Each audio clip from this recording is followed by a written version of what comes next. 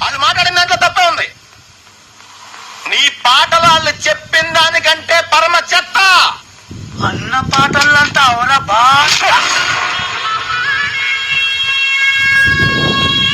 ఏంటా నా పాటలే బాగలే ఉంటావురా?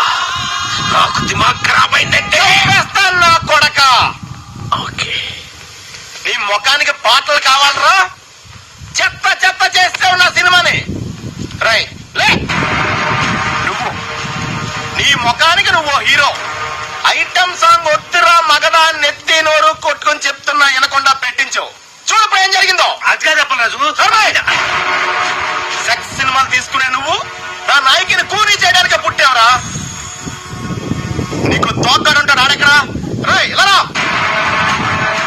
ఈడో పెద్ద క్రియేటర్ లా పోజు పెట్టి అడ్డమైన సలహాలు నాకు చెప్పి నన్ను ప్రతి విషయంలోనూ కాంప్రమైజ్ చేయించి అసలు నా సినిమాలో ఏవైతే ఉండకూడదని నేను అనుకున్నానో అవన్నీ పెట్టించి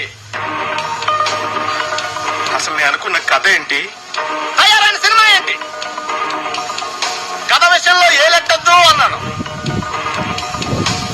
ట్రాజడీ సినిమాలో ఐటమ్ సాంగ్స్ వద్దు అన్నాను. హీరో సూసైడ్ చేసుకోవాలి అన్నాను. హీరోయిన్ కి మేకప్ వద్దు, మోడర్న్ కాస్ట్యూమ్స్ పనికిరావు అన్నాను. కొత్త బట్టలు కావాలని తినమ్మ. ఈ రౌడీ గాడు పాటలు రాయడం ఏంటి అన్నాను. అసలు ఆ రింగ్ టోన్ రెహమాన్ గారు మ్యూజిక్ డైరెక్టరే కాదన్నాను. వెళ్ళా.